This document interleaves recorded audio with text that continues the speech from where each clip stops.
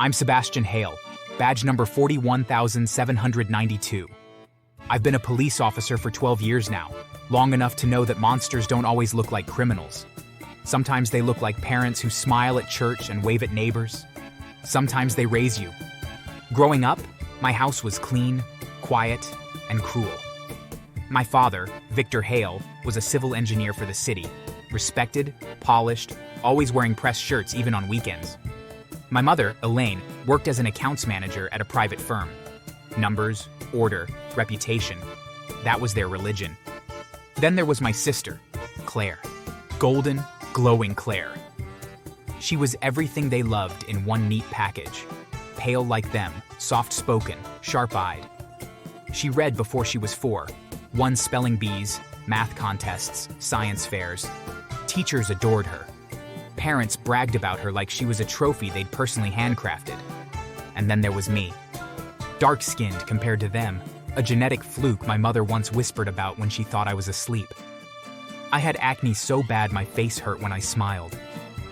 I struggled in school, letters danced on the page, numbers tangled themselves into knots. And worst of all, I wet the bed far longer than any kid should. They never let me forget it. You're too old for this, Sebastian. Do you know how disgusting this is? Boys like you grow up to be failures. Claire never wet the bed. Claire never got acne. Claire never forgot her homework. When I was 8, my mother started making me wash my own sheets in the bathtub at night, so Claire wouldn't have to see or smell it. When I was 10, my father told me to stop calling him Dad in public. It's embarrassing, just call me Sir. Claire laughed once when she heard that. Yes, sir, like a soldier. But soldiers are brave, Seb. You're just gross. By the time I was 12, my parents had decided I was broken. They didn't hit Claire, they hit me. Not always with hands. Sometimes with belts. Sometimes with words sharp enough to draw blood anyway. Why couldn't you be like your sister? You're violent. I see it in your eyes. Violent. That word followed me everywhere. When I was 13, I missed curfew by 15 minutes because I stayed late at the library, trying desperately to keep up in school. They called the police. I still remember the red and blue lights washing over my bedroom walls. Your parents say you're refusing to come home? He's unstable. He scares us. I was cuffed on my own front lawn while Claire watched from the porch, arms crossed, lips curled. Told you he'd end up like this. They called the police for everything after that. Argued back. Police. Refused chores. Police. Slammed a door. Police. Each time, they told the same story. He's aggressive. He needs help. They built a paper trail that made me look like a ticking bomb. At 15, they kicked me out. No speech, no warning. Pack your things. You're not safe for this family. I slept on a bench that night until my grandmother found me the next morning. Grandma Ruth. She was my refuge. She didn't care about my grades or my skin tone or my scars. She taught me patience, discipline, and how to breathe through pain instead of exploding. They broke you, but they don't own you. Living with her saved my life. I worked twice as hard just to survive.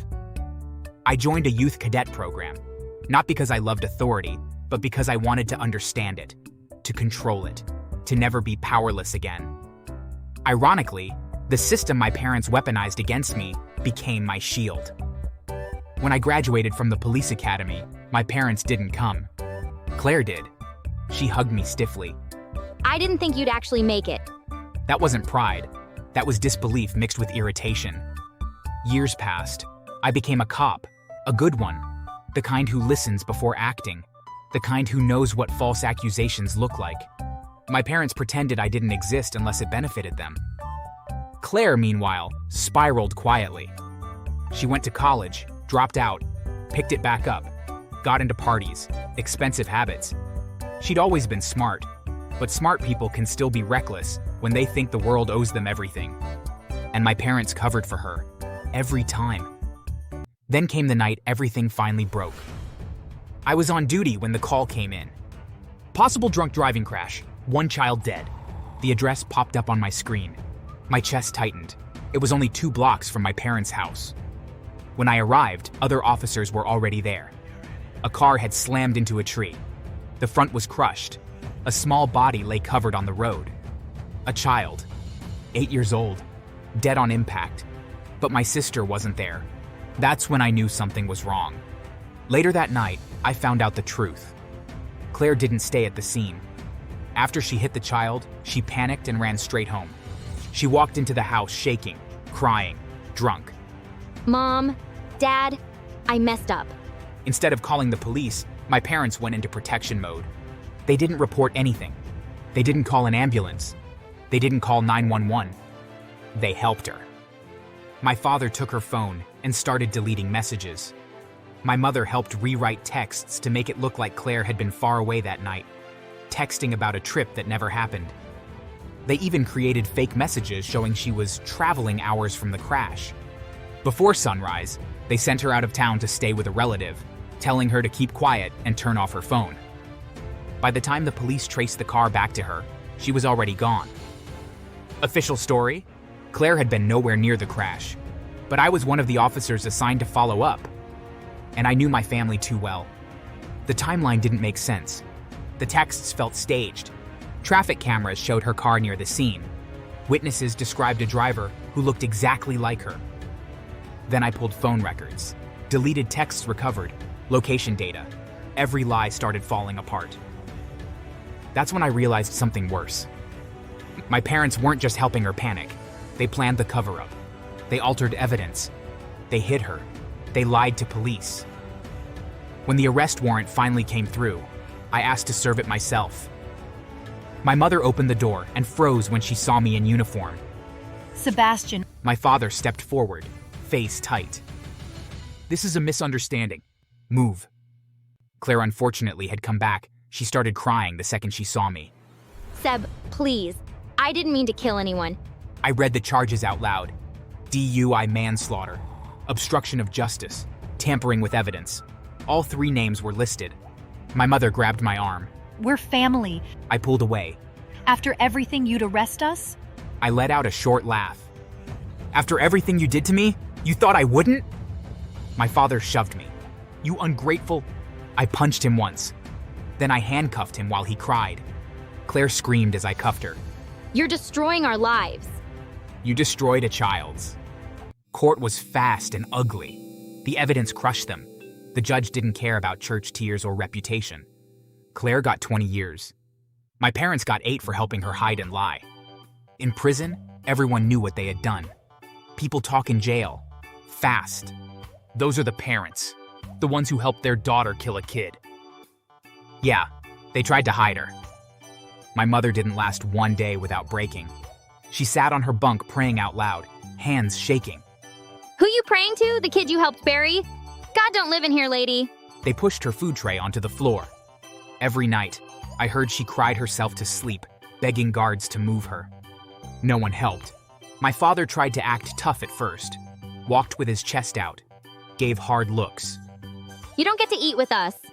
You the big man who fixed the lies, huh? My father didn't answer. That was a mistake.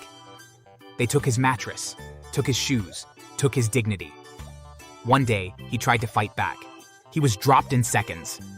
After that, he walked with his head down, spoke to no one. And Claire, the golden child, learned the hardest lesson of all. In jail, nobody cared how smart she was. Nobody cared how pretty she used to be. So you ran over a kid and ran home to mommy? Ah, you thought you were special. They made her scrub floors, took her commissary, called her baby killer. She cried, just like she used to make me cry. Only this time, no one came to save her. I heard she stopped talking altogether. Sometimes, when I walk past their cell block for work, I see them. My mother staring at the wall, my father looking at the floor. Claire pressed into the corner of her bunk. They don't look at me anymore. They know, and so do I. Funny how life works. The kid they called useless. The kid they called violent. The kid who wet the bed. He grew up and put all of them in prison. Anyway, if you enjoyed this story, don't forget to like, subscribe, and share.